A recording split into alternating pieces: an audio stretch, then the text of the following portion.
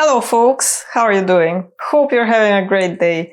Today I want to talk with you a little bit about markers because I love markers and because I actually got sent a set of new markers to try out. This is not a sponsored video, so I'm not paid to make these videos, but I was sent this set of markers for free, so have that in mind.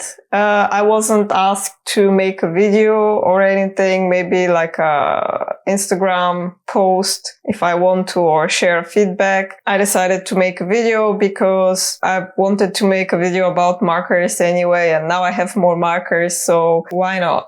The markers that we're going to talk about are Artify markers. Before I was approached by them, I've never heard about this company. I never seen any of their products in my local art supply store. I don't think we have them around here. So I don't know if they're a new company or not, but they're new to me. The markers that they sent me are alcohol markers. So as I understand it, they attempt to be in the same sort of category as Copex, pro markers, and so on. Here where I live, we don't have a huge variety of markers that are available in art stores. So far, I've only tried a couple of different brands. Most of my markers are Copex. Then I recently tried Pro markers for first time. And I have a couple of Spectra Art markers, and then also a couple of Twin Touch, I think they're called. And when I say couple, I literally mean 2 or 3. So far, I've only bought markers by piece. So I will basically go and pick out the colors I want. And my collection is fairly small. So I don't have a previous experience with such a huge amount and variety of markers. The set that I was sent is 80 colors, which is quite overwhelming. I think all the markers I own right now are less than 80. I think they're probably around 40 at most. I don't know, I haven't counted, but less than 40, I think. But I've used alcohol markers for around close to 10 years now, I think. I love them for sketching and just fun drawing. And yeah, I think we don't need any more introduction than that. Let's make a cup of tea and get to explore some markers, shall we?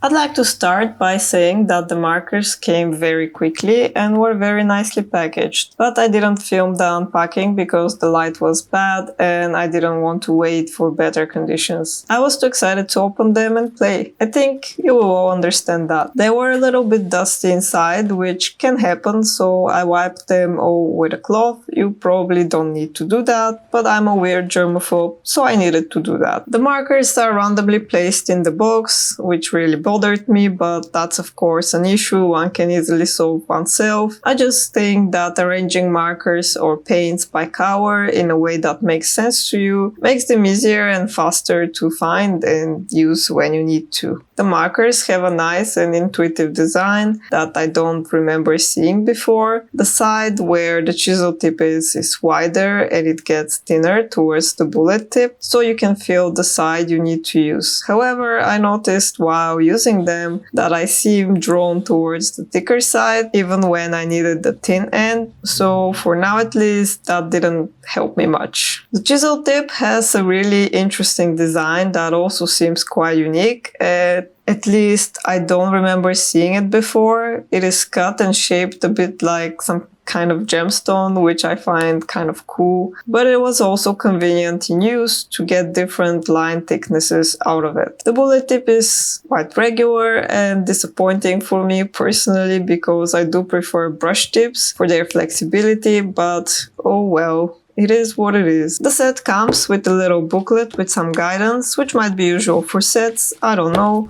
This is my first set ever. There are also some swatches, which is great. I love swatches, including a blank one to test the actual markers. There are also 2 blank sticker sheets that you can paint and stick onto the marker, so you have the actual cover immediately on the marker itself. I think this is a great idea and have been considering doing something similar with my Pro markers because they don't match the cover on the cup. The Artify markers unfortunately have the same issue, so that's a very handy idea. I must say Copics are the only markers I've used that have the cover on the cup match fairly closely with the cover of the actual ink. This is important because it helps you quickly identify and pick up the cover you need when working. So I started my test by swatching all the covers on top of the little stickers and sticking them onto the markers to make them easier to identify later. That took a while but was very necessary, I believe. Doing that, I noticed that there were some differences in the placement of some of the print on the markers and the orientation of the cover on the caps of the markers. It's kind of hard to explain and it's not really a big deal, just something I noticed.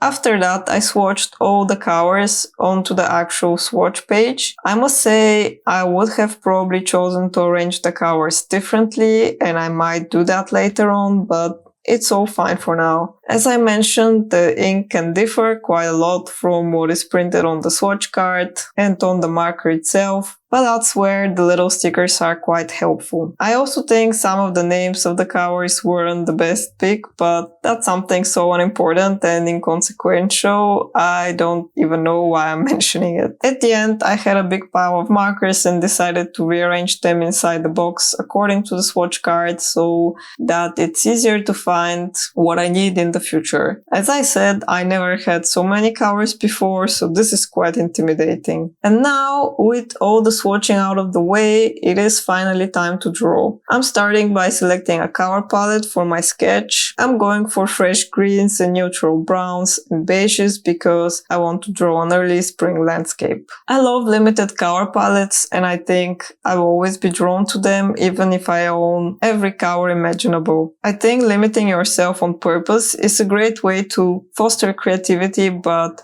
that's a topic for another day. Unfortunately, my time lapse cut off too early, so you didn't see me finish the sketch, but here it is. I added another darker brown to the palette.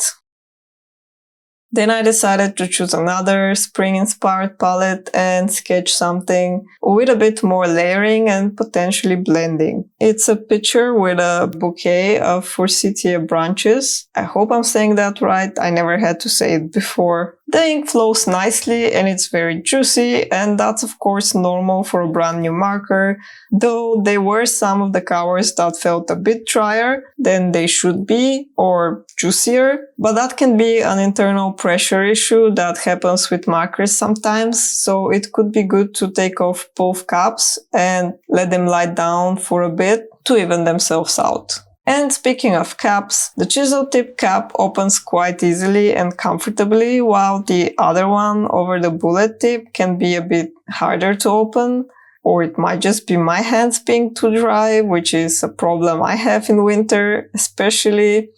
But it's still worth noting, I believe. I noticed a bit of a problem with the cover stickers. The end tends to peel off a bit and to unstick or stick to each other or to your hands. So that's not ideal and they probably won't last very long, which is a shame. All in all, I enjoyed using these markers. They worked pretty much like every other marker. There was quite a strong chemical smell to some of them, though that's not out of the ordinary. I do hope they are safe, but there's no way for me to test that. But just to be safe, make sure to vent your room while drawing or after. I like the color selection, though I haven't used it a lot yet. I think it will be great for nature, which is very much what I do, but maybe not great if you draw people the most. I think the colors that can be used for skin are somewhat limited and there isn't a huge range, but that may be just a set.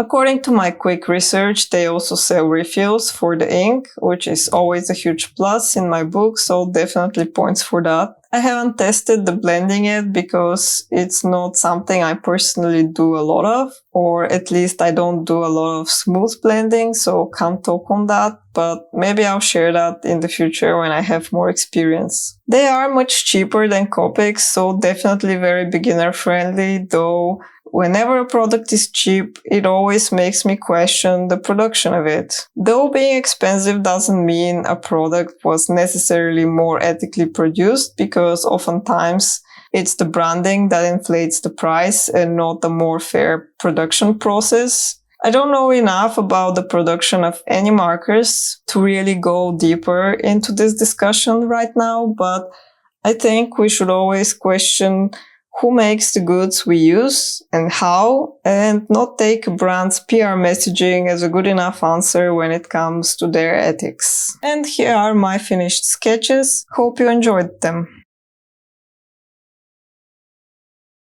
Alright, so these are my initial thoughts on trying out these markers. I will probably continue to sketch with them in the coming days, hopefully years, but that depends on how good and durable they are. And I will probably continue sharing my thoughts on them because, why not?